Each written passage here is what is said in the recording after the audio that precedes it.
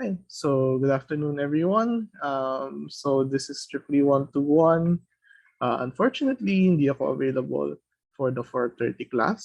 So welcome dun sa mga 4:30 students na available ngayon and sa mga makakanood nitong recorded video lecture later on. So currently, we are actually on week 7 according sa ating course syllabus kung titingnan nyo actually sa course guide / syllabus. Today is March 29 and March 29 falls under week 7 which is the week intended for the problem set. Pero ayun nga, from last week, ang deadline, ang activities na may deadline ngayon is yung week 6 activities which is yung nonlinear data structures. So, for nonlinear data structures, we can look at yung ating study guide. And ayun, so meron tayong 2 sets of materials. So, dito is yung mga required and dito yung mga additional materials na pag kailangan nyo ng additional na information regarding the topics presented. So yun, meron lang 2 collab notebook. Pero yung mga notebook na to, pwede nyo rin actually makita sa mga sa slides na binigay. So parang 2 version of the same material lang siya. So since medyo presentation mode naman tayo ngayon, I'll be using yung slides na provided. And siguro daanan lang natin ng magkakasama with unity. Okay. So based on last week, yung materials na tinakil natin were about linear data structures, wherein yung ating data is nakaset up in a line kasi linear data structures nga sila. And siguro napansin nyo dun sa linked list, lalo na sa linked list, if kailangan natin mag-access ng element na nasa dulo ng list, kailangan ko ng linear time. Kailangan kong daanan lahat ng iba pang members ng list. So what if gumawa ako ng linked list and yung nasa dulo is hindi necessarily hindi ko kailangan daanan lahat ng elements. So what if hindi lang siya linya? What if nagsispread like a tree siguro instead of a line nagfo-fork yung ating data structure. So by doing that, since mas konti yung dadaanan kong elements, siguro pwede ko i-drawing para ma-visualize, no? So, di ba sa linked list, dire-diretso tayong linya na ganyan. So, when I have 3 elements, kailangan 3 elements yung kailangan kong daanan. So, what if instead of isa lang yung nakadikit sa kanya, gawin kong 2? Ito, gawin ko din. Lagyan ko pa ng isa pa. Lagyan ko pa ng isa pang ganyan. So in here, I have a data structure or a set of data na merong 6 elements. Pero in order to reach any element, kailangan ko lang tumalon 3 times. So if this were a linked list, kailangan kong dumaan sa 6 elements bago makarating sa dulo. And then in contrast, this way, kailangan ko lang tumalon ng 2 beses. So essentially, nakakakuha tayo ng konting speed up dahil doon. And that is yung isa sa mga major reasons bakit tayo merong non-linear na data structures. So, for some applications, yung ating linear data storage is not the best way to organize our data. So, minsan hindi nga logical yung merong nasa una, nasa likuran, minsan merong nasa tabi, di ba? So, minsan it's more logical to go away from the, or wag natin i-limit yung sarili natin to a line when it comes to data. And we can actually get things that will operate faster. So, for week 6, ang coverage natin is 3's hash maps and wala pa yata tayong sets. So 3's and hash maps yung for week 6. And then for week 8 onwards yung graphs at saka yung sets. So, yung tree data structure natin, so similar siya sa linked list na yung ating tree, meron tayong root node na tinatawag, and yung kanyang children or yung mga connected sa kanila is another tree. So, another way of looking at this is ito. So, the tree consists of a root node and subtrees, kumbaga. So, yung mga trees na to is another tree. So, medyo recursive yung definition niya. So, similar sa linked list, di ba? If meron kang initial na node sa linked list, saan siya nakaturo? It's another linked list din, di ba? So, ito is another linked list. So, ang linked list ay merong isang node, tapos meron siyang sumusunod na linked list. So, similarly sa tree, meron siyang root node, and yung root node, meron siyang tinatawag na subtrees. And may nagdo-doorbell, so kaya na siguro yan ng ibang tao sa bahay. Going back, so ayun, yung ating tree, merong root node and then subtrees. So, pwede mong tanggalin or tignan lang itong part na to. It's actually a valid tree na rin nga. And then, ayun. So, each node other than the root node has exactly one node pointing to it. So, meron tayong tinatawag na konting direction no sa ating tree. So, meron lang pwedeng isang magturo sa isang root node ay sa isang node natin doon sa tree. So, meron lang tayong isang parent. Siguro, yun siya. Then, ayun. So, root node yung pinakataas. Parent yung nagtuturo doon sa isang node. So, si B, ang parent niya, si A. Si C, parent niya rin si A. Si D, parent niya rin si A. Si E, parent niya rin si A. And then, if tignan mo si O, parent niya si I. And then si N, parent niya rin si I. So, unlike real life, ang kada node natin, pwede lang siya magkaroon ng isang parent. Pero, ang isang node, pwede siyang magka-multiple children. So, si B, meron siyang dalawang child na F at saka G. And then si D, meron siyang tatlong child, si J, K at si L. And then si K, ito, isa lang yung child niya, si letter P. And then yung tinatawag natin na siblings, yun nga, magkakapatid. So kung pare-pareho tayong parents, magkakapatid tayo, sibling nodes tayo. So si J, K at si L, they are sibling nodes. And parent nila lahat si letter G. Then meron din tayong tinatawag na degree, which is yung number of children ng isang node. So si letter I, ang degree niya is 2. Si letter D, ang degree niya is 3. And then si letter C, degree niya is 2.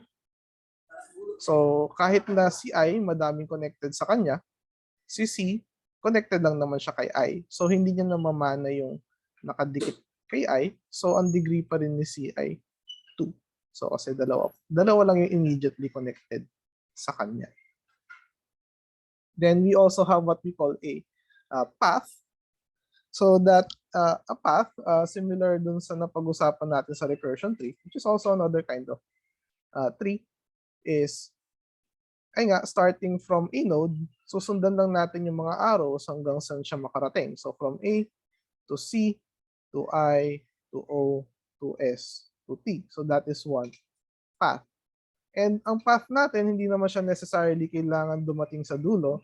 So a path is also, can also consist of, siguro ito, A to D, D to K, and ito, pwede na ito na yung buong path natin. So hindi natin kailangan dumating dun sa dulo ng ating tree. Then, na-skip ko pala to. Ang internal nodes natin ay yung mga nodes na merong parent and merong children. So, as you can see, internal siya kasi wala siya sa gilid. So, wala siya sa topmost, wala siya sa bottom layer, And ayun, internal siya, nasa loob kasi siya. Si letter B din is also an internal node kasi merong nasa taas niya, merong nasa baba niya. So, yung walang, kasi parang interchangeable naman to. Si letter B pwede naman nandito siya sa gitna eh. So, internal node pa rin siya. Then, ang tinatawag naman nating leaf node ay yung mga node na nasa dulo at walang children. So, yung degree nila ay 0.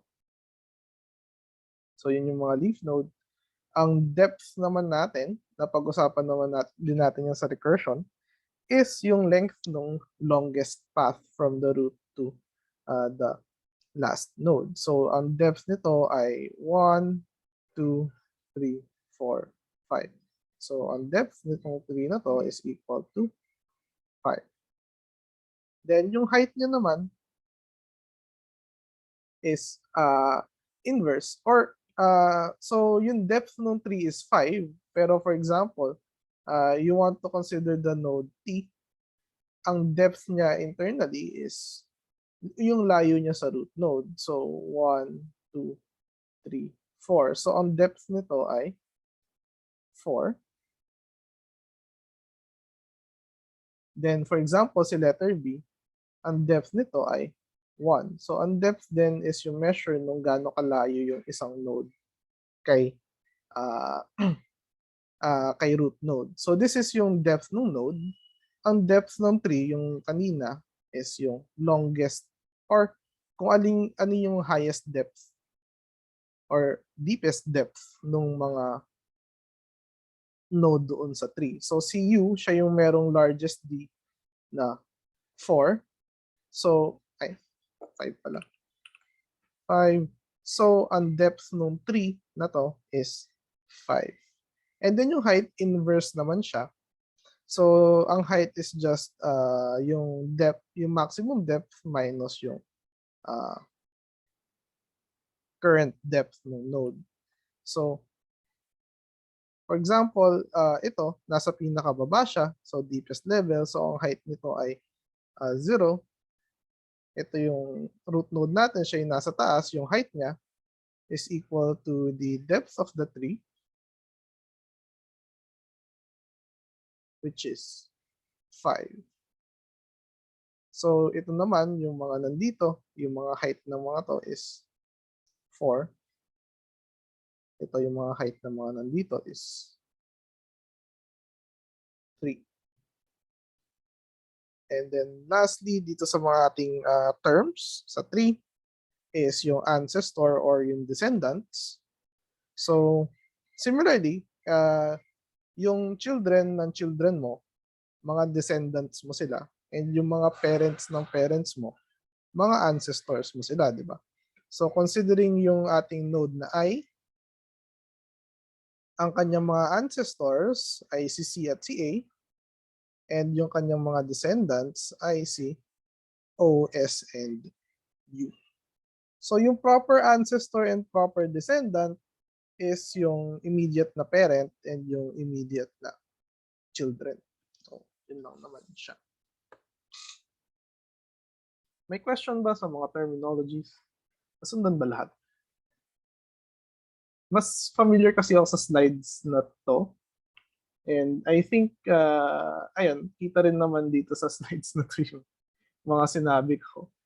So, yung mga children is yung mga kung saan nakaturo yung node. Yung parent is kung sino yung nakaturo sa kanya. Yung degree is yung number of children. Siblings yung magkakapatid. Height is the maximum depth of any node. So, yung height ng tree na to is 2. And then, ito, leaf nodes, yung mga nasa dulo. Internal nodes is yung merong parent and children. And then the root node is also considered an internal node.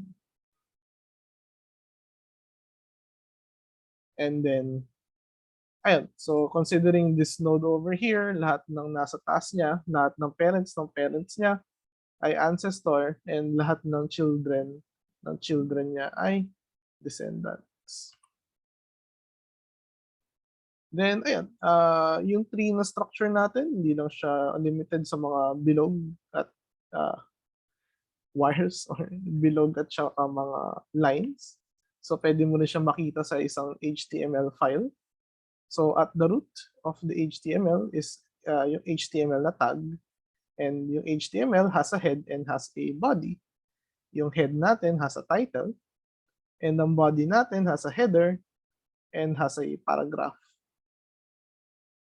Si header naman natin, yung contents niya is, ayun, merong normal na text and merong text na underlined. And then for the paragraph is, ayun, merong paragraph na normal text, merong paragraph na underlined, and merong normal ulit na text. So, pwede mo siyang ma-view as a tree structure din. And then, yung recursion tree, as the name itself implies, is also another type of tree din. So, since ayun, nagsa-start tayo with the initial recursive function call, and then we have yung kanyang children, which is yung mga recursive na function call. And then, ayun, lumalaki ng lumalaki. And then, yun, ang tree natin, it's not limited. Yung children ng isang node sa ating tree, hindi siya limited by any means. Well, in general, hindi siya limited. Pero in the special case na gusto nating i-limit, na yung children ng ating nodes ay hanggang 2 lamang, yun ay yung tinatawag nating binary tree. So, ayun. Ano ba yung nagtakalala dito? So yun, basically, ang binary tree is a restriction when our nodes has exactly up to 2 children lang talaga. So each child is either empty or another binary tree. So yun, since meron tayong left and right lang, since 2 lang yung children, yung mga subtree natin, pwede natin i-label as left and right. And actually, before ako mag-move on sa binary trees, meron bang questions so far? Lalo na dun sa terminology. Kasi most of the discussion later on magre-rely doon sa terms na ginamit natin.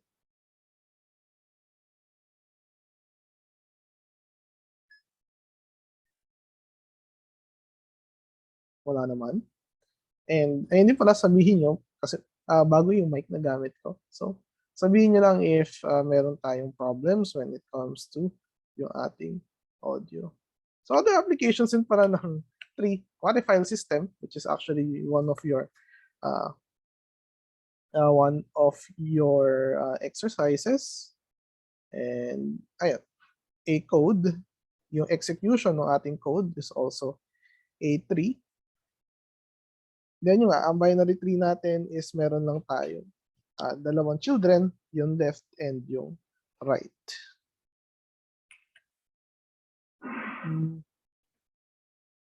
Ayan, so meron tayong 3 types of nodes. So we have yung full nodes and yung leaf nodes and yung other internal nodes. Pero technically, ang mga full node ay internal node na rin naman. So yan, if we have a full nodes, yung ating mga nodes, exactly 2 yung kanilang children. So this node has 2 children, so this is a full node. This node has 2 children, so full node din siya. So itong node na to, over here, has only 1 child, so hindi siya full. Then, ayun, if wala naman siyang children, tinatawag natin siyang leaf node as we stated earlier. So yung tinatawag na full binary tree, which is yung example over here, lahat ng nodes natin either full node or leaf node. So lahat ng node dito is meron 2 children, and walang children unless leaf node siya, meron siyang 2 children para maging full yung binary tree. Then we also have what we call a complete binary tree na lahat ng level ay may children except for the last level which is filled from left to right. So yung next element dito is kailangan maging child siya ni node E. Then, ayun, so ang complete binary tree, hindi siya necessarily full binary tree. Kasi tingnan natin, yung complete na binary tree natin dito, yung nga kailangan, filled siya to the, filled yung lahat ng levels niya. If itignan natin yung full natin na binary tree dito, yung level ni H at E, walang children si D, walang children si F at G. So, incomplete yung level na yon. So, this is not a complete binary tree. And yung complete binary tree naman natin, hindi rin siya full kasi si letter E meron siyang isang child. So, hindi siya full node. Pero pwede tayong magkaroon ng complete at full na binary tree. If for example, merong extra child si letter E, like this one, so lahat ng levels natin filled except possibly the last, and lahat ng nodes natin ay may tigda dalawang children. So in this case, this is a complete and a full na binary tree. So ayun. Then we have what we call a balanced binary tree, wherein yung left and right subtrees natin, kailangan yung heights nila, ang difference is at most 1. So if titingnan mo dito, si node C, heights nung kanyang dalawang tree ay 1 and 2. So, ang node C ay well-balanced yung tree kay node C. Or balanced yung tree starting at node C. Or kung check natin si node A, yung nasa left niya ay merong height na 1, 2, 3. Yung nasa left niya is merong height na 3. Yung nasa right niya is may height na 3 din. So, pantay sila. So, kahit tanggalin ko si J, balance pa rin to kasi yung difference nila is still 1. Pero if tanggalin ko, for example, si J, D, at G, but nawala lahat. Naka-group yan. So, if tanggalin ko si D, tanggalin ko si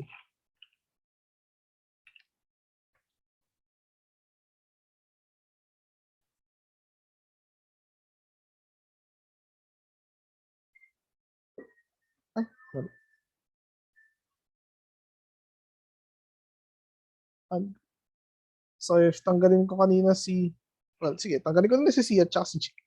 So, since nasa isang side lang lahat ng elements, this is not a balanced na tree. Then, ayun, lahat ba ng balance na tree complete? Hindi naman. So, yung specific example natin dito, hindi siya balanced. Ang specific example natin dito, saan na tayo pupunta? Ang specific example natin dito, hindi siya complete. Since yung last level natin, walang children si D na nandito sa left and yung D na nandito sa right. And then, pero yung ating complete binary tree dito is balanced kasi yung nasa left ni A ay may height na 2 and yung nasa right ni A is may height na actually 1 or 2. Depende if ay binibilang mo yung well, I guess yung height niya is 2, dalawang nodes. And then ito is, ang height nito is 3. So, tatlong nodes.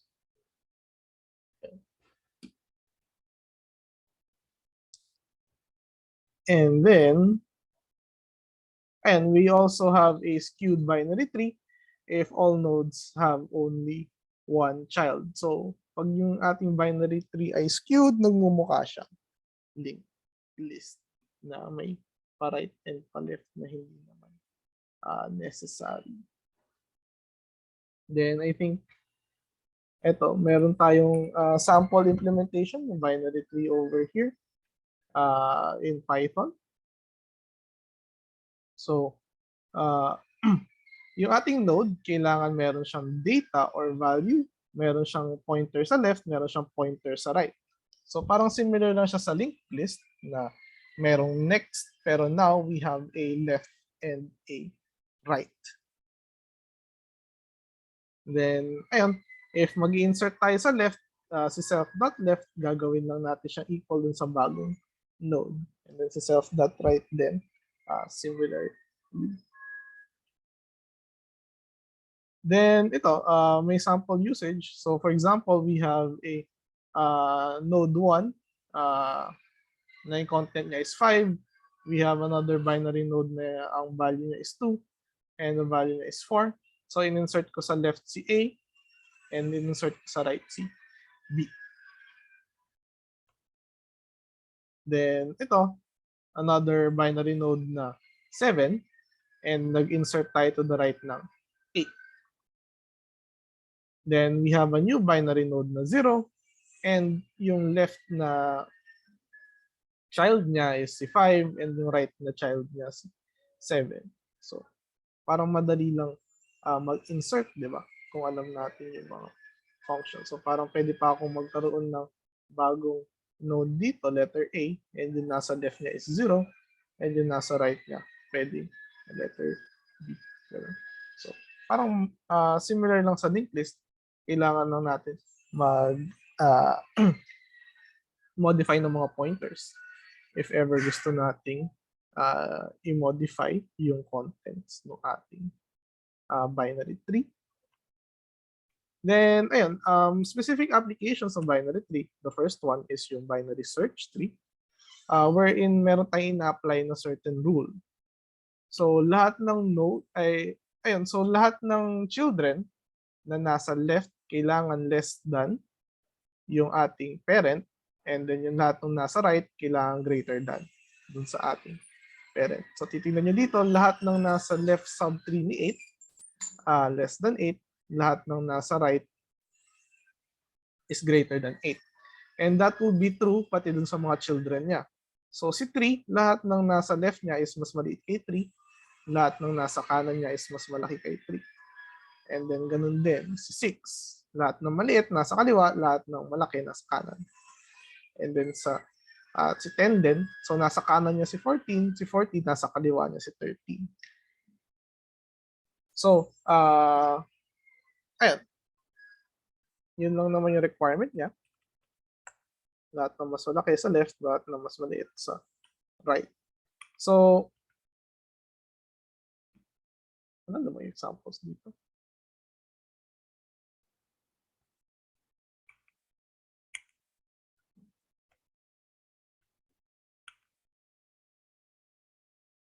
Yeah, wala naman masyado. Pero we can look at visualalgo.net. Meron siyang visualization ng binary search tree over here. So, gawa lang tayo ng balance. So, yan, balance. So, yung heights nila is nung nasa left tsaka nasa right, halos pareho lang. So, paano tayo nag-i-insert ng node sa binary tree?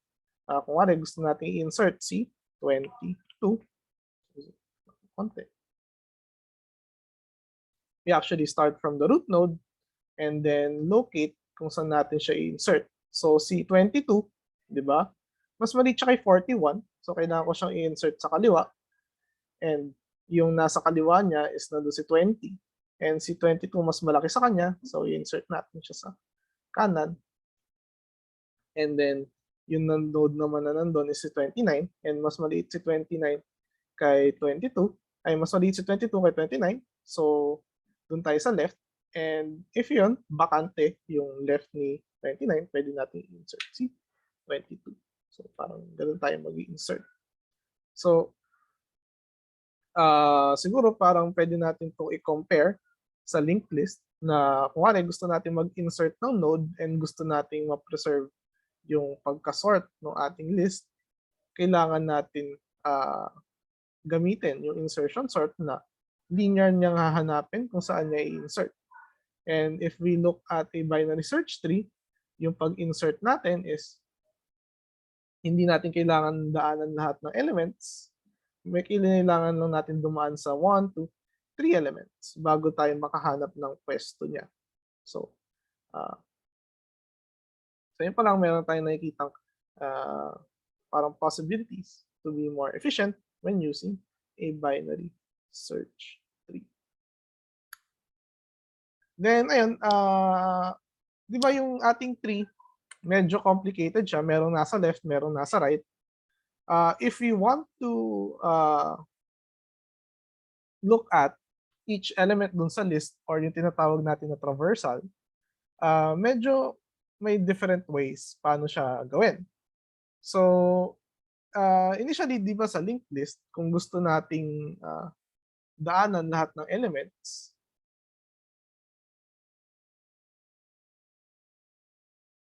or gusto nating i-traverse lahat ng elements, ayun, sunod-sunod lang sila. So, walang problema. Medyo trivial nga lang yung pag-traverse sa kanya kasi magni-next lang tayo na magni-next.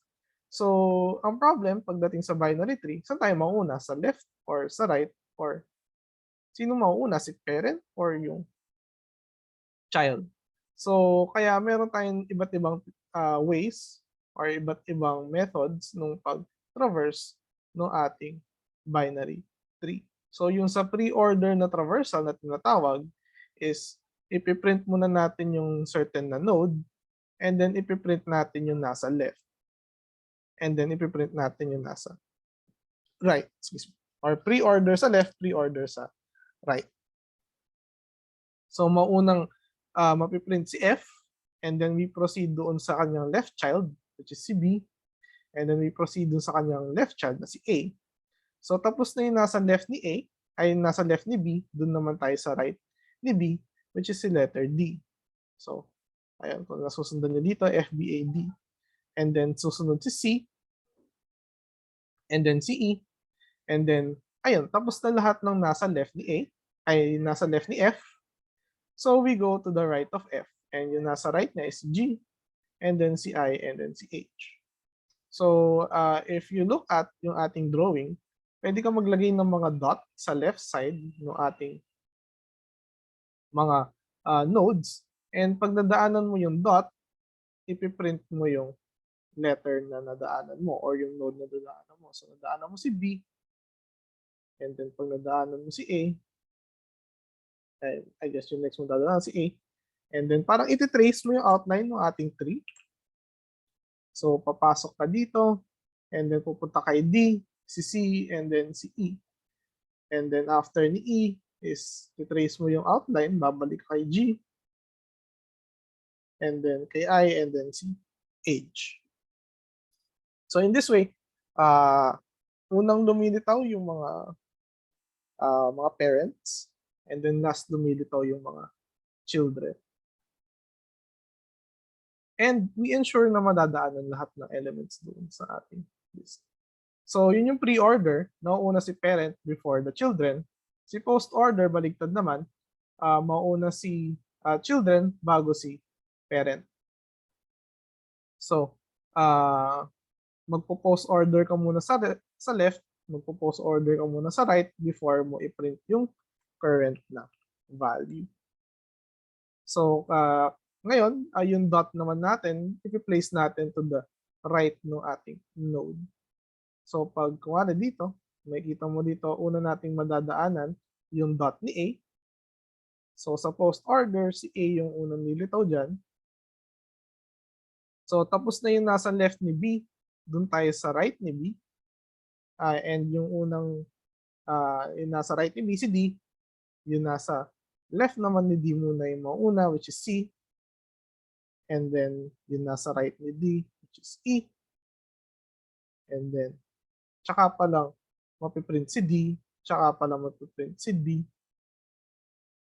So, makikita nyo dito, pag tapos na si A,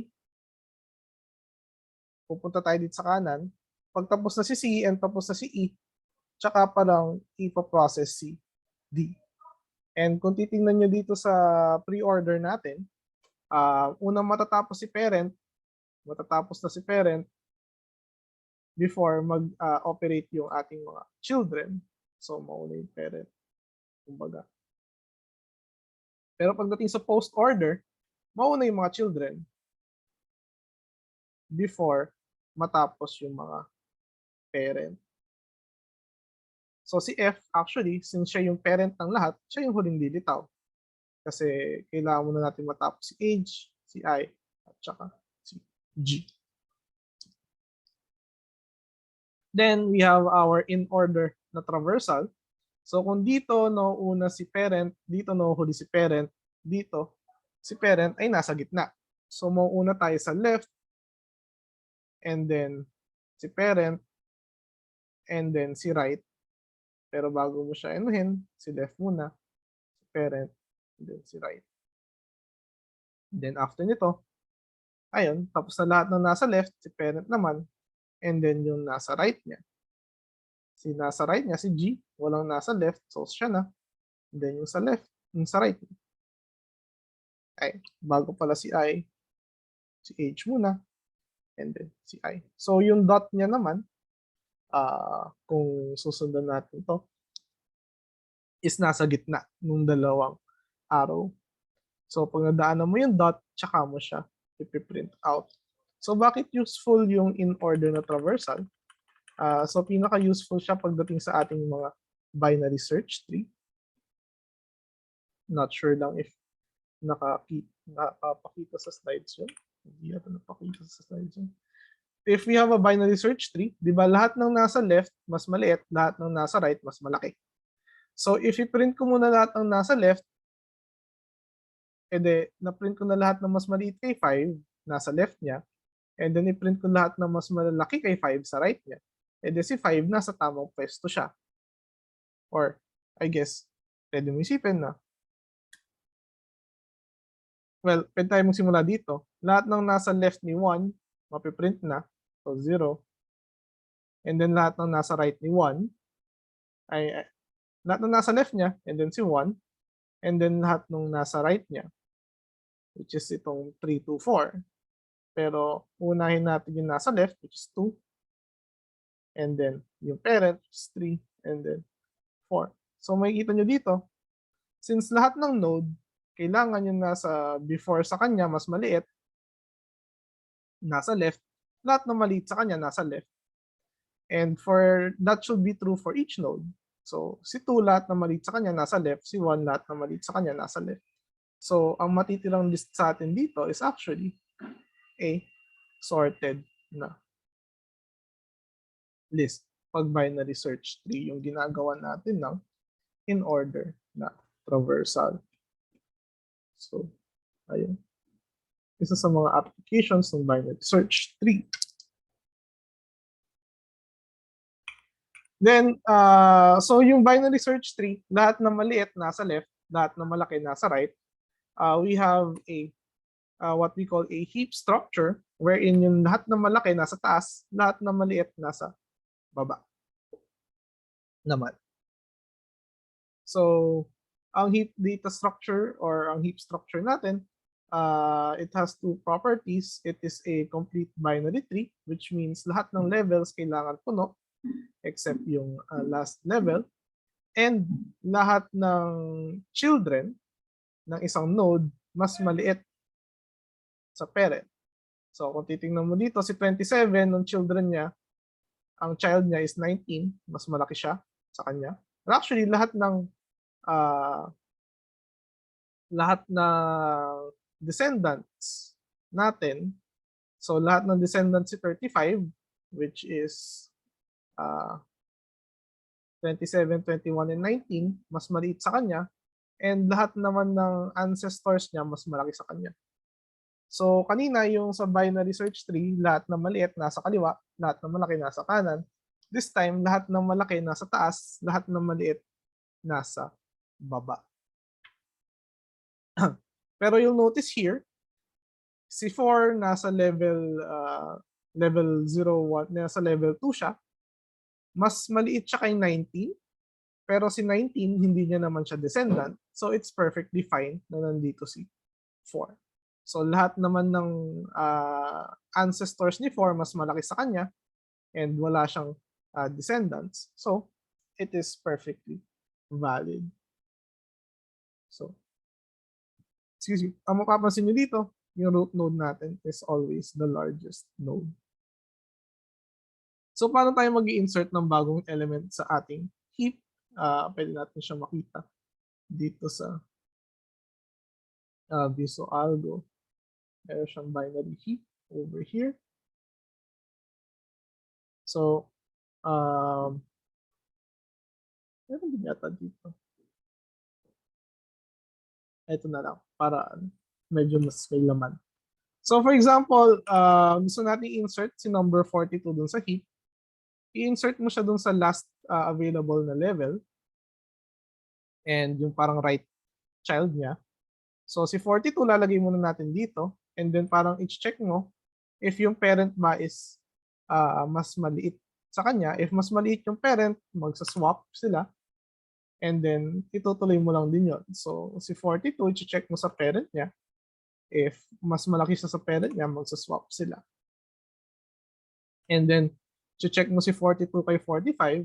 And since masaliit siya, you can stay there. And pwede tayong mag-tigil sa ating tinatawag na heapification or pag-maintain ng heap property. Kasi yun nga, pag nag-insert ka ng bagong element dito sa dulo, hindi na siya heap. Kasi si 42, meron siyang mga ancestors na mas maliit sa kanya. So, kailangan natin siyang i-heapify up or i-bubble up para lumutang siya. And yung mas maliit sa kanya is bumaba. So, isa din sa mga applications ng heap na data structure is yung tinatawag na priority queue. So, for example, ito yung queue natin, nagfo-fork siya. Dumating si 42, mataas yung priority niya. So, tatanungin niya yung nauuna sa kanya sa pila, si 27. Uy, una ako sa'yo. So, palit tayo. So, magpapalit sila. And then si 42, check niya yung nauna sa kanya, it's 35. Uy, mauna din ako sa'yo. So, makikipagpalit siya sa kanya. And then si 42, titignan yung nasa una sa kanya, si 45, mas una ka sa akin. So, stay na ako kung nasan ako ngayon. So, technically, pwede mo yun gawin sa linear na linked list, di ba? Mag-i-insert ka ng bagong element sa dulo, and then magsa-swap-swap ka papunta sa umpisa. So, para kang nag-perform ng insertion sort. Pero pag linear yung ating linked list, kailangan mong daanan lahat ng elements na yon. So, it will be O of n. Pero pagdating dito sa heap, since naka-split yung ating mga list, nasa-split din yung ating time complexity na instead of O of n, it's actually log of n. Kasi yung number of levels natin is log 2 of n. So, yun yung pag-insert. Paano naman po magde-delete tayo? So, sa heap, ang pwede mo lang actually i-delete is yung maximum element. So, si 45. And pag dinelete mo si 45, sino yung papalit sa kanya? So, we can choose na si 42.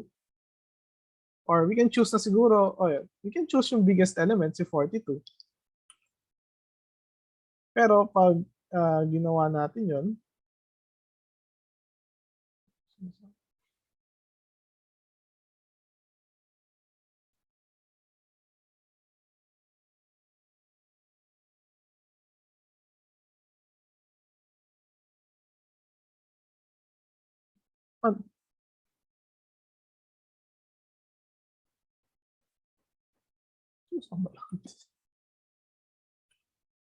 pag ginagyan natin si 42 dito,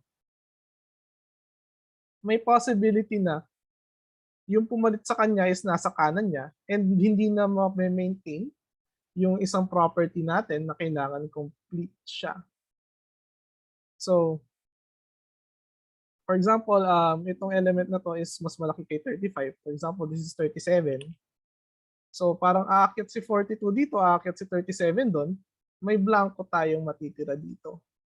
So, to ensure yung ating property na complete na binary tree pa rin, ano ba yung pwede kong tanggalin na element dito na ma-maintain pa rin yung pagka-complete niya? So, ang pwede ko lang tanggalin is si 27. And si 27 yung papalit doon sa taas dyan. Pero ayan. So si 27 yung papalit doon sa taas. And similar sa insertion, meron tayong heapify up, meron tayong heapify down or bubble down. So si 27, titignan niya yung dalawang children niya ngayon. Sino yung mas malaki? Or mas malaki ba sila sa kanya? If mas malaki nga yung children niya, kailangan niya makipagpalit sa children niya. Which is si so si 40, ba't nag-iiba yun? So I guess 23 dapat to.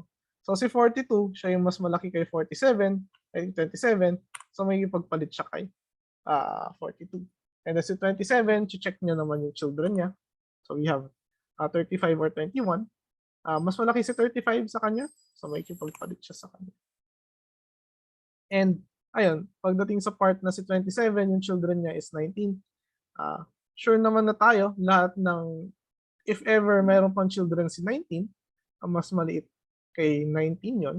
So 27 can stay at this position. So yun yung ating pag-delete or yung pag-heapify down. So yun, bakit kailangan natin i-maintain yung complete binary tree na structure? It's because yung implementation ng binary heap is usually done with an array. We want to maintain yung pagka-complete niya para yung indices natin dito, kung wala, patingnan mo. So if index 1 yung root node, index 2 and index 3 yung children niya. And then if index 2 yung isang child, yung children niya si index 4 and si index 5. And then you'll notice here na si index 3, ang children niya is index 6. And you can predict na yung susunod na element is actually nasa index 7. And then yung next element natin dito, child ni 4, is nasa index 8 naman. And kung titignan nyo, siguro sabihin kung wari si index 6, kaya mo bang i-predict kung ano yung index nung nasa left niya?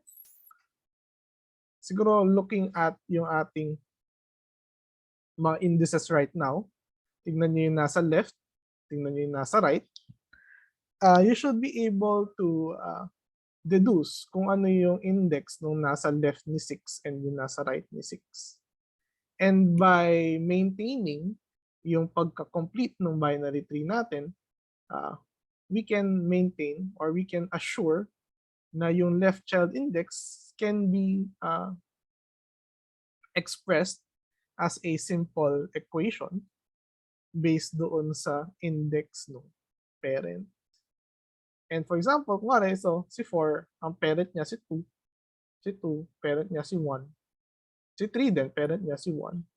So para makuha yung index ng parent ng isang node, parang isang madaling operation lang din naman siya. So hindi ko siya pwedeng sabihin kasi part ata siya nung isa yung activity. So ayun yung ating binary heap. So in summary, meron tayong dalawang tree data structure na pinag-usapan. And yung ating tree data structure in general is a root node. And yung root node natin has several subtrees. And then if we limit our subtrees to 2, we can call our tree as a binary na tree. And ang ating binary tree can be used as a binary search tree.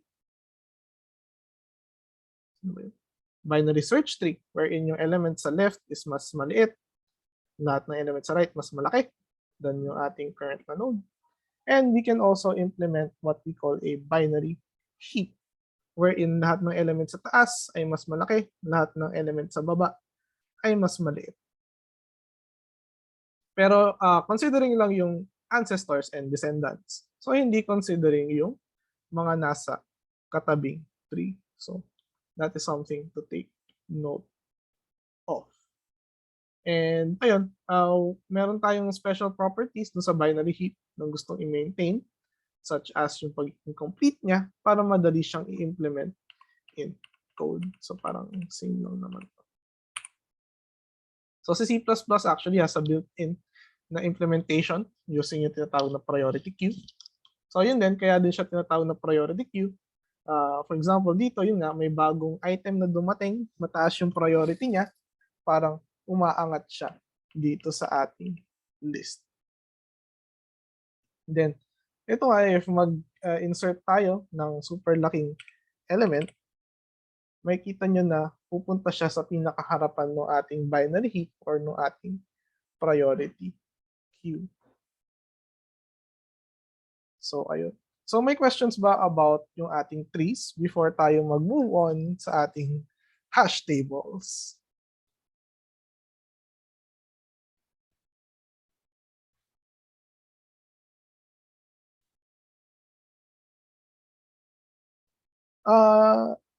Okay, so if wala, to move on, we next have what we call as our hash tables or yung ating map na data structure.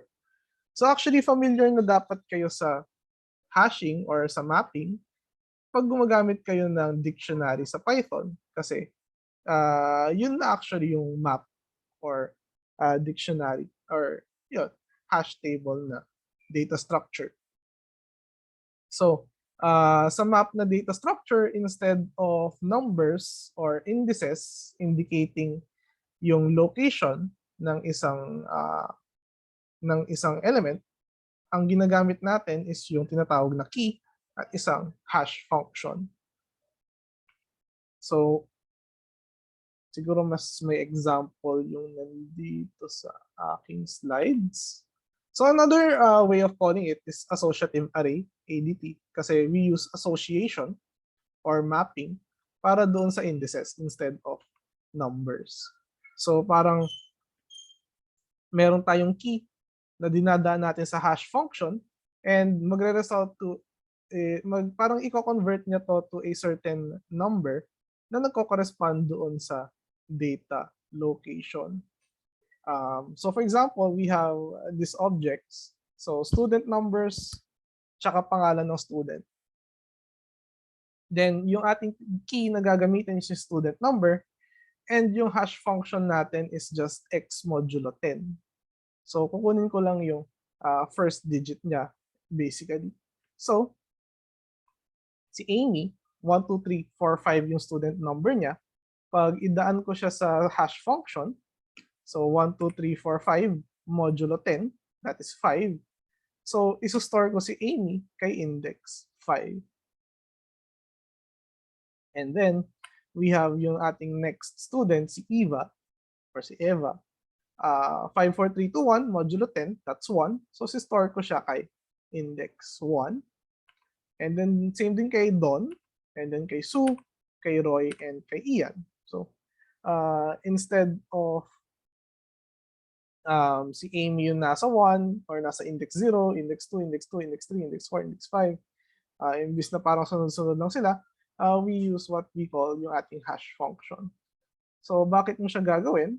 So what if yung key kasi, meron kang something special na gustong gawin sa kanya and parang hindi ka na limited by numbers. So actually yung example dito sa slides is ayun, yung ating character is kino-convert niya to its binary equivalent and then nagiging kino-convert siya to a excuse me, to a equivalent na number. So parang yung hash function na to is a bit more complicated. So parang yun, kino-convert na to C. Si C magiging 00011, si O is 011111, and si D is ito, si E is ito. And pag kinombine mo sila, dikit-dikit, we have a long binary number, and yun yung gagamitin ng key.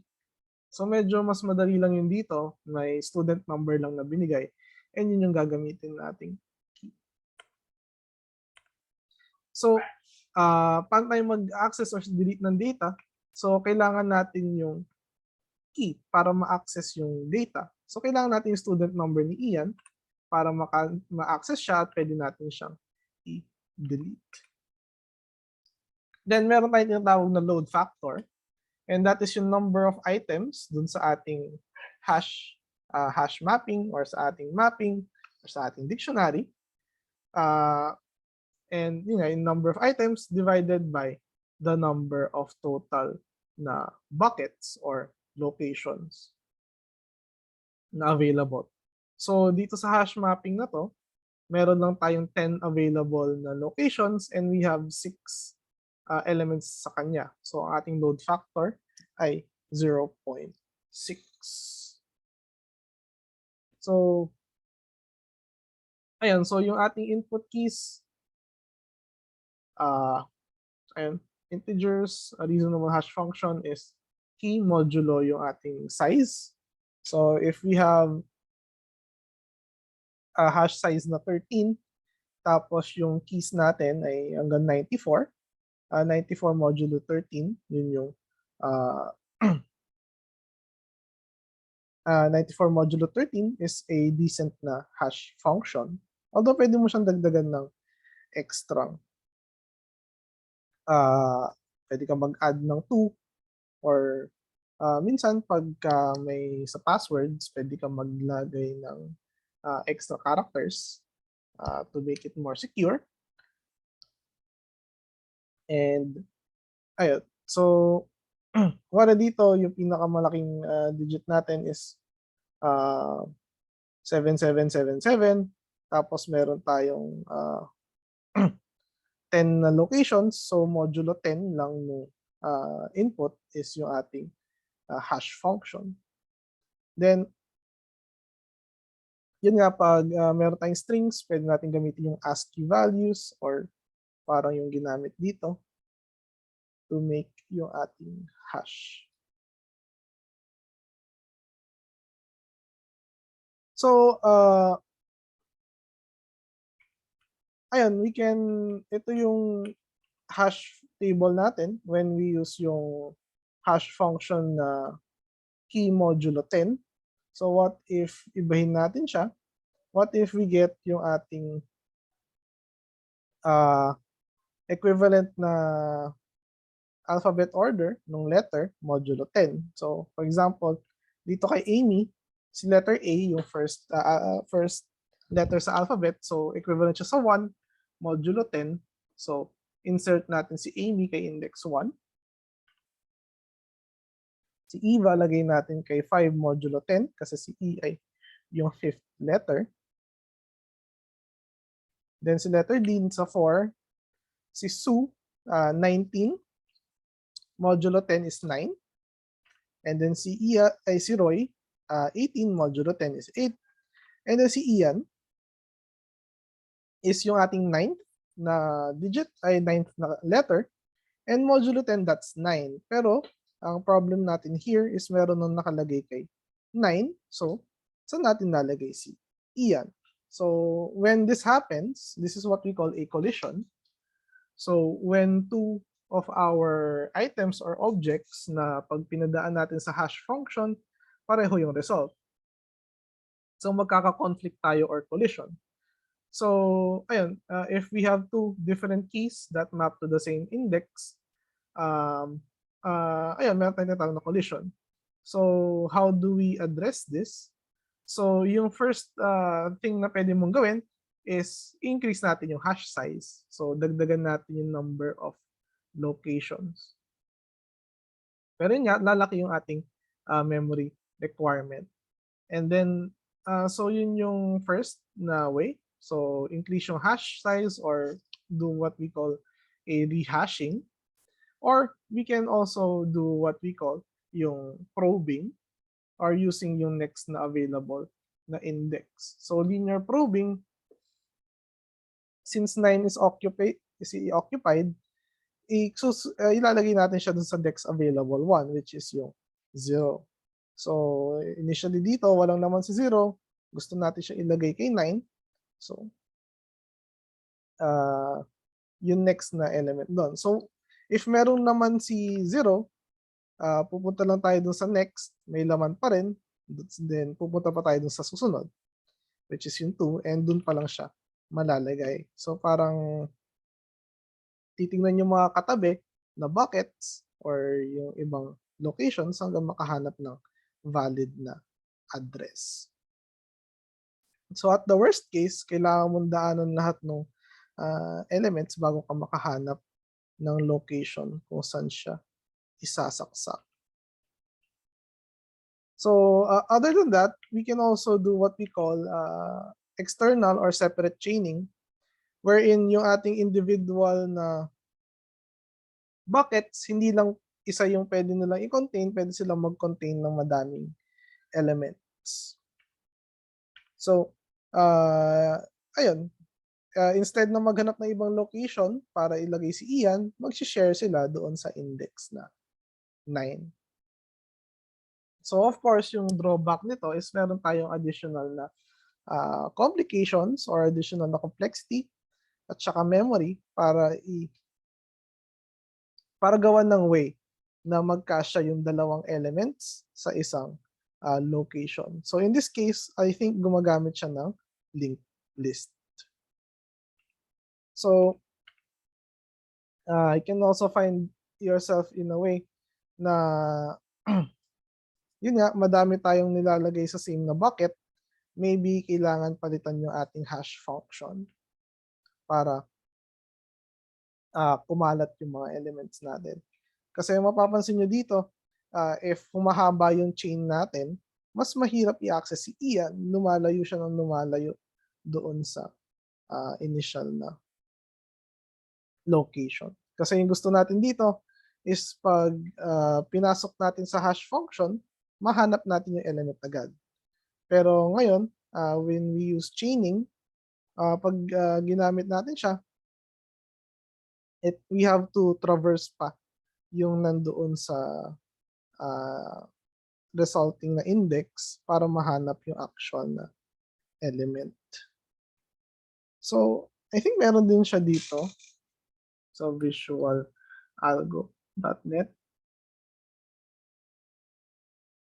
Ito, hash table. So, ang hash function na lang is integers lang yung pwede mong ilagay and parang modulo 10 lang yung ginagawa niya. So when we have the number 11 modulo 10, actually 10 buckets pala to. 11 buckets pala. So modulo 11 yung hash niya. So if gusto natin mag-insert ng 22, dito rin siya papasok. Kasi 22 modulo 11 is 0. And if gusto natin mag-insert ng, let's say, 67, so that is modulo 1. 67 modulo 11 is 1, so doon na siya i-insert. So meron tayong external chaining dito. Ito yata yung linear probing. So for example, we have 7 elements and siguro gusto kong insert si 9.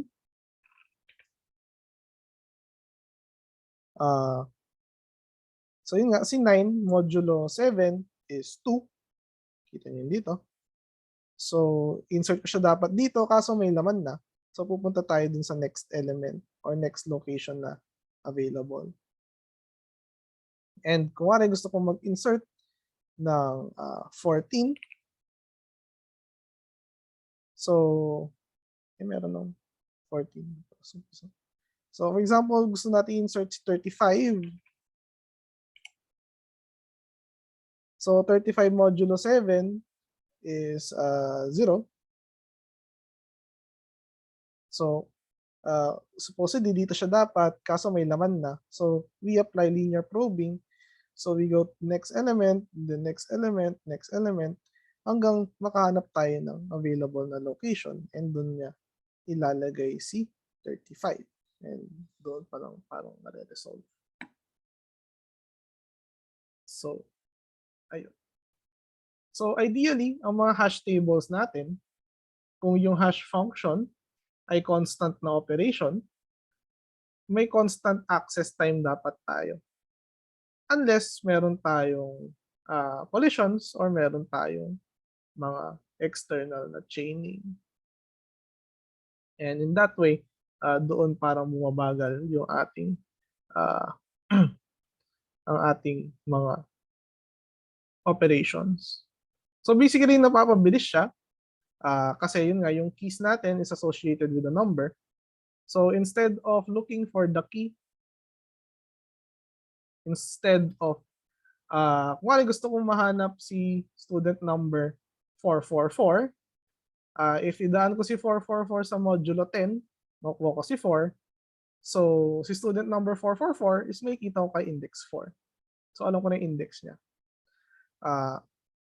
Originally, if hindi natin ito gagawin, kailangan natin i-check isa-isa yung student numbers ng ating mga data para mahanap si student number 444. So, yun yung gusto nating pabilisin when we use our hash tables.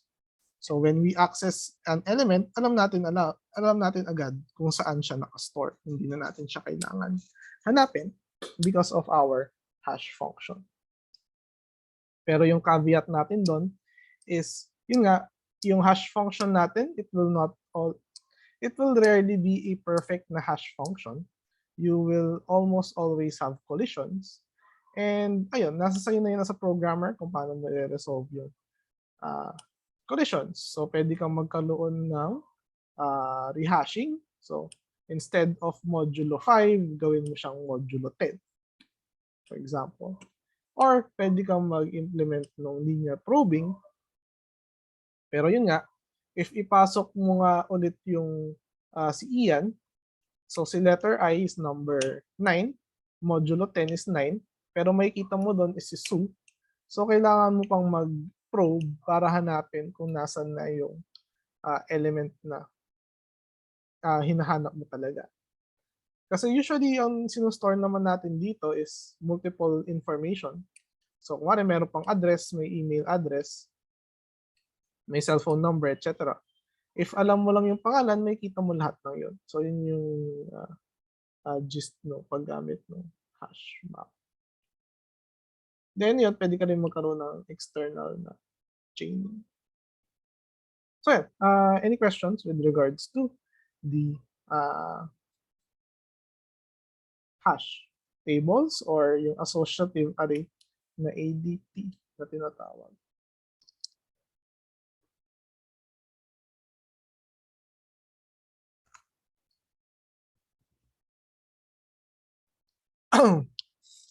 Okay, if wala, I guess we can look at mabilis lang yung ating mga assessments for week 6.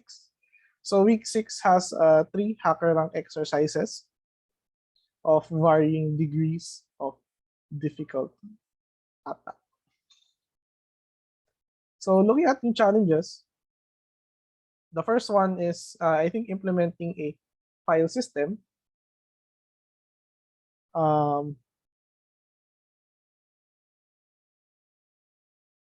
Di ko lang sure if wala pa tong naman, di ba? Or not.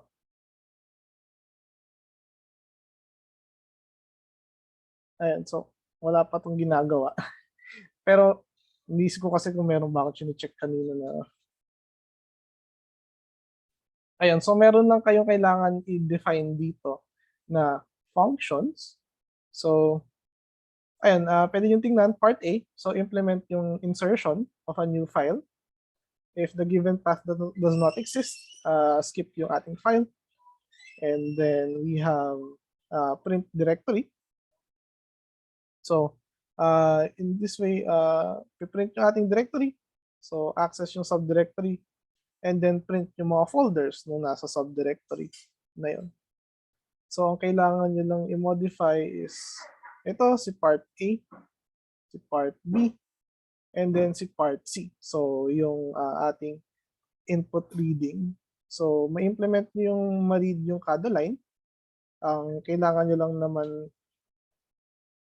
ilagay dito is gumawa kayo ng array ng file names. And dapat, so for example, ito yung input natin, di ba? So for example, itong downloads. If yung ating input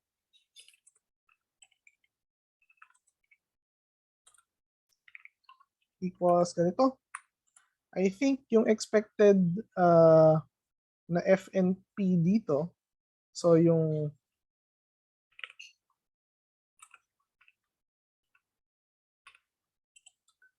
expected siya na tuple, and yung kanyang laman ay yung first one is yung file name, and then yung second one is yung path. So from C to users to FurD.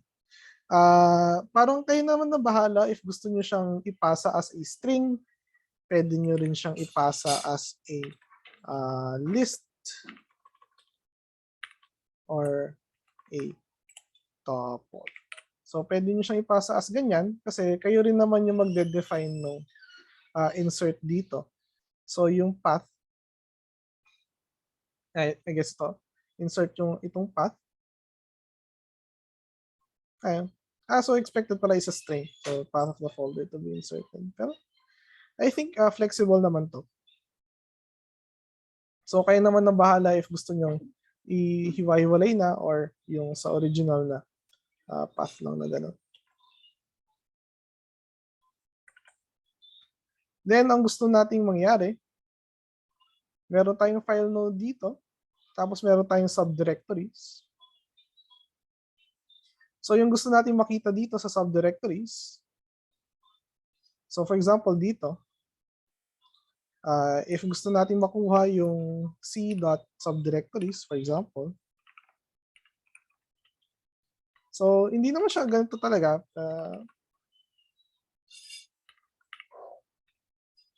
Yung laman siguro nito is yung si users. Si users yung key. And then you have a file node object.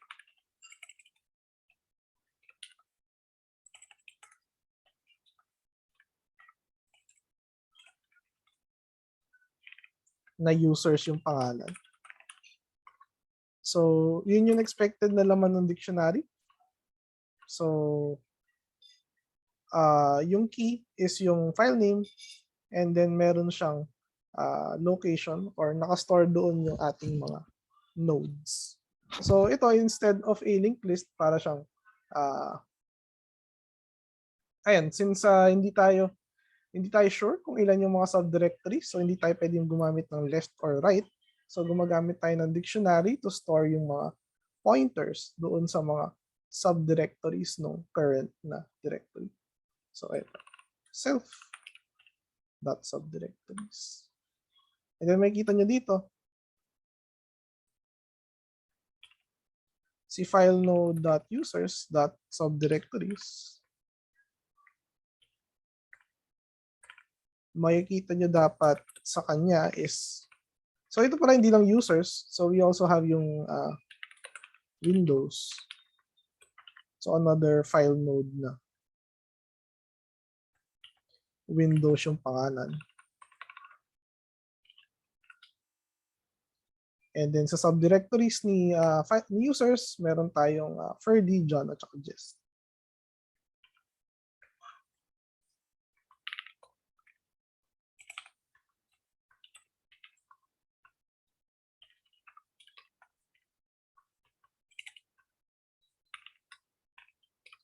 So yun yung ating contents ng ating file node. So yun din. So meron din tinatawag na depth. So siguro gano'n siya kalalim. So si users, ang depth niya is 1, depth ni C ay 0, depth ni Ferdy ay 2, depth ni documents ay 3. So I guess yung depth is para malaman nyo kung ilan yung space na lalagay nyo pag pinrint nyo siya. So make sure to account for that. So yan, ito yung expected na laman ng subdirectories. So meron kasing ibang ginagawa na ginawa lang siyang list. So medyo mas mahirap siyang track pag list lang siya. But if yun kailangan, gumawa kayo ng file node na objects, and yun yung isa-store natin sa subdirectory na ito. And kung paano ka mag-insert doon is i-define nyo dito sa function na to. So any questions for this activity?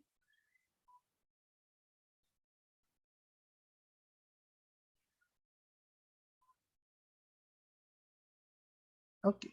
So as of now, walang wala pang tanong. For the next activity is 6B. So I think ang kailangan nyo lang dito is i-define yung minimum heap na nandito sa baba. So ayan, label din yung parts na kailangan nyo i-edit. So part A, ano dapat yung index ni left child, ano yung index ni right child, ano yung index ni parent child, given yung index ng isang element. So nakita naman natin kanina dito,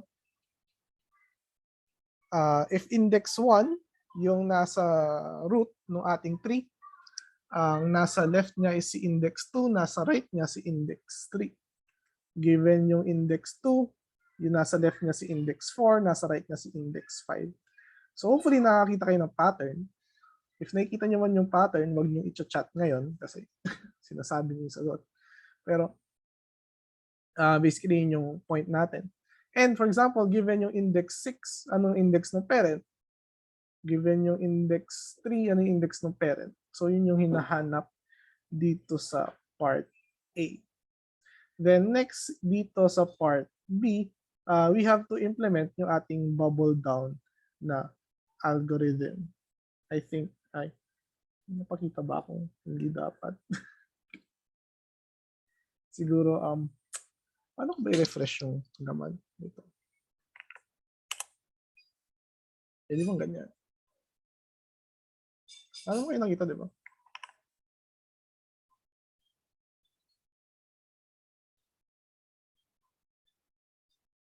Hindi. Tama naman pala nandun yan.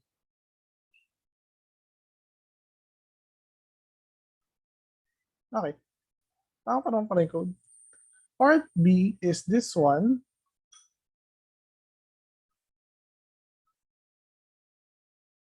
Okay, so kailangan nyo siyang i-modify with regards to sa constraint number 3.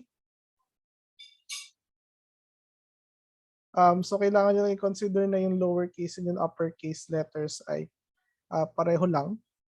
So pagka kasi ginamit nyo lang yung itong comparisons na to, I think ang assumption kasi ng mga to is ang kino-compare niya ay integers. Pero ang kino-compare natin ay strings.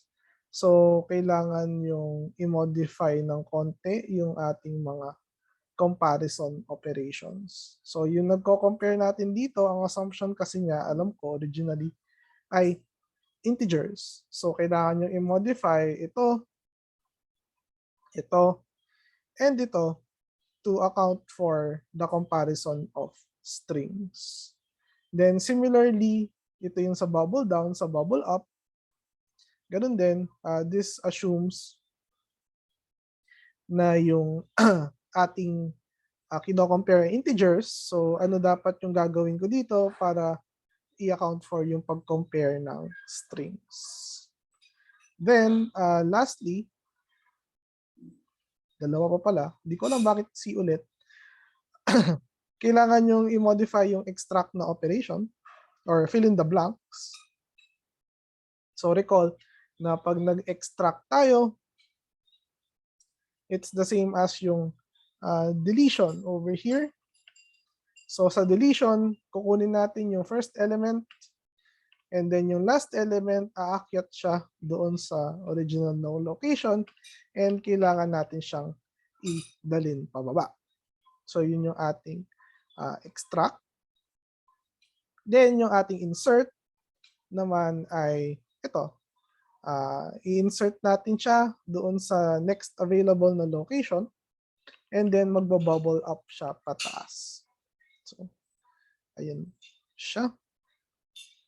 Ayan, so pag na-implement nyo si part C and si part D and si part A, actually gagana na yung input, gagana na yung code nyo for integer inputs. Pero pagka string yung inputs natin, kailangan yung i-modify itong part na to and yung part na ito.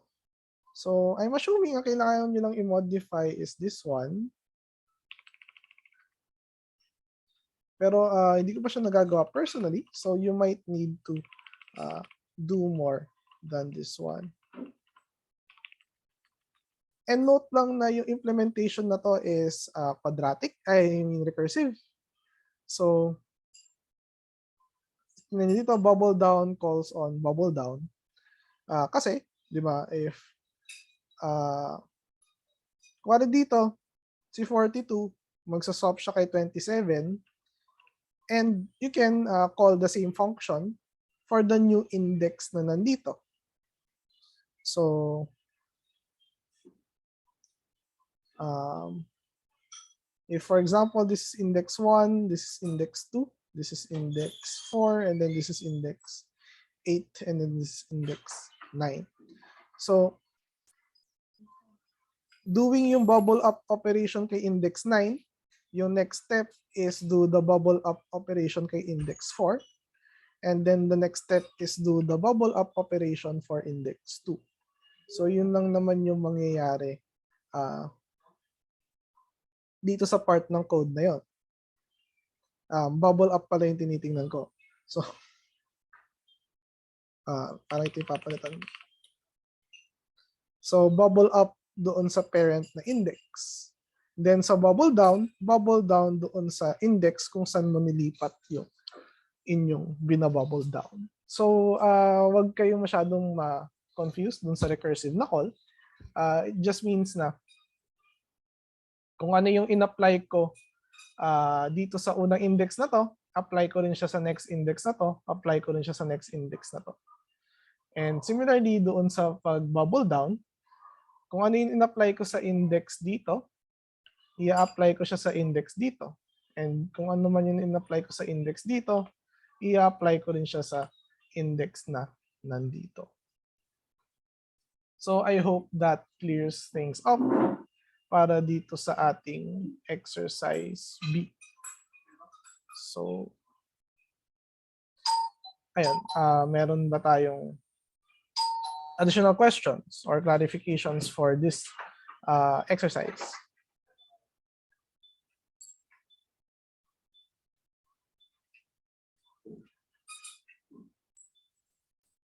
I guess wala naman. So, ayun, para matapos na tayo, dito tayo sa week 6C, triage. So, basically, meron tayong triage, if familiar kayo. So, para siyang queue na meron tayong priority sa ating mga patients. So, for example, yung queue natin dito is meron tayong si Sir Ferdy, si Ma'am Rangel, and Sir Williard. So yung priority ni Sir Williard siya yung pinakamataas, which is 1. So siya yung unang masaserve pag naglagay tayo ng 8 dyan. And then since kailangan natin mag-serve ng dalawang persons, yung next na isa-serve natin is si Sir Ferdy kasi siya yung nauuna doon sa queue na priority 3. So, si Sir Williard and then si Sir Ferdy. And then, dadagdag ako, Sir Herlan, priority 2. And then, si Sir Marcos na priority 1. So, next naman sa service is si Sir Marcos kasi higher priority siya. And then, yung next na isa-serve is si ako, since priority 2 ako. And then, si Ma'am Rangel na priority 3. And then Sir Darwin na priority 4. So kahit na kanina pa nandyan si Ma'am Rangel sa queue, since maraming dumating na higher priority sa kanya, mas nauna silang na service. So, meron lang binigay na template code over here. And ayun nga, ang kailangan nyo lang implement is this one. So yung implementation actually nung priority queue. So this part is the initialization. So we are using a priority queue and it is up to you to use what kind of data structure na gagamitin. So Well, ang heap na data structure, usually tinatawag din siyang priority queue, which is why yung C++ implementation niya is actually called a priority queue. So, ba yan? Dito. And priority queue yung heap na data structure by default. Pero, one thing you'll notice sa priority queue natin, hindi niya actually nati-take into account kung sino yung nauuna or nauhuling dumating. So,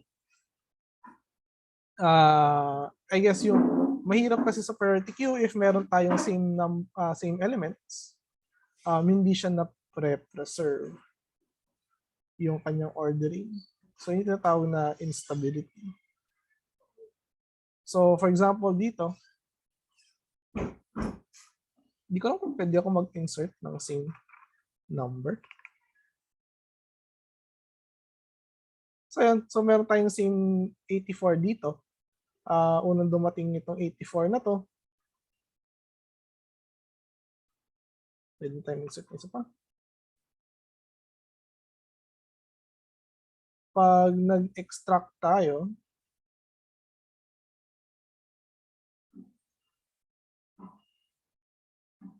ayan, so unang nilagay yung 84 dito sa kaliwa, pero may chance kasi na nauna yung 84 dito sa kanan. So, hindi siya parang sure. I guess hindi ko napakita kung maayos yun. Pero anyway, yung priority queue na ginagamit natin dito might not be exactly yung priority queue na ginagamit dito sa binary heap. So, you would either need to make modifications or use another data structure. Kaya so yan, initialization nung inyong gagamitin na data structure. Then for the insert operation, yon mag-insert ka ng bagong patient. And then ito, pop yung ating highest priority, which should return yung patient with kung sino na dapat yung sinaserve next. And then ito is print yung remaining elements dun sa ating queue in order. So, ayan, ang magbibigay ko sigurong hint, yung week natin is composed of two different data structures, actually three, binary search trees, heaps, and hash tables. So, actually, si file system, gumagamit siya ng trees in general, generic na tree. Si heap of names, gumagamit siya ng heaps. And yung ating triage, ano pa dapat yung ating gagamitin? So, baka weird naman if gumamit tayo ulit ng heap. Baka pwede tayong gumamit ng binary search tree. Baka pwede rin tayong gumamit ng hash table. Pwede rin tayong gumamit ng combination of priority queues, hash tables, or binary search trees if kailangan natin. And then, siguro, recall na lang din, yung ating hash mapping, if meron tayong collision, pwede tayong gumamit ng kahit anong data structure to contain yung mga nagko-collide. Pwede kang magdagdag ng dynamic array, pwede kang gumamit ng linked list, pwede kang gumamit ng stack, ng queue, or ng deck. So, ayan, kayo na basically bahala kung gusto nyo gamitin. Pero yun, kailangan nyo lang i-modify itong initialization ng priority queue, insertion ng element, popping ng highest priority, and yung pagpiprint ng ibang element. So, wala na kayong iba dapat galawin dito pa doon sa code. So, yan. Any questions with regards to this last activity or exercise?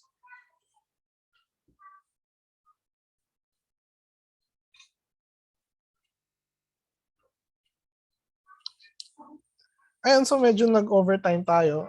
Thank you for staying with us till the end. So, yun lang naman si week 6. Siguro, not sure pa if gusto ko nang mag-meet sa Thursday for our problem set. Pero baka kasi ayan, medyo busy kayong gumagawa ng week 6 na activities, siguro magre-release na lang ako ng poll sa ating Discord channel to ask if gusto niyo na mag-meet for problem set this Thursday, or we can have it some other time. Unfortunately, hindi ako pwede mag-schedule ng synchronous class next week kasi reading break, and then next week hindi rin pwede kasi Lenten break.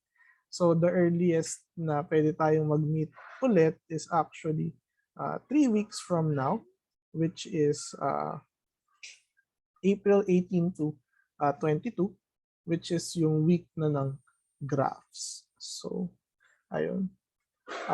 Hopefully, pwede na kayong matapos nyo na yung week 6 para makapag-start na kayo sa problem set.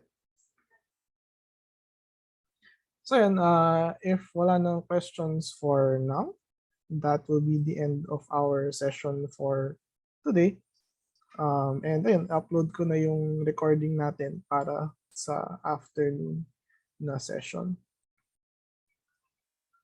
So ayun, thank you very much for attending today's session. I hope I was not that confusing. If meron kayong clarifications, so i-upload ko naman yung recording ng session for today. If meron kayong clarifications on specific sections na pinag-usapan natin, you can always send me an email or send me a direct message sa Discord. So thank you very much for attending today's class. And I hope you have a nice day. Stop na yung recording.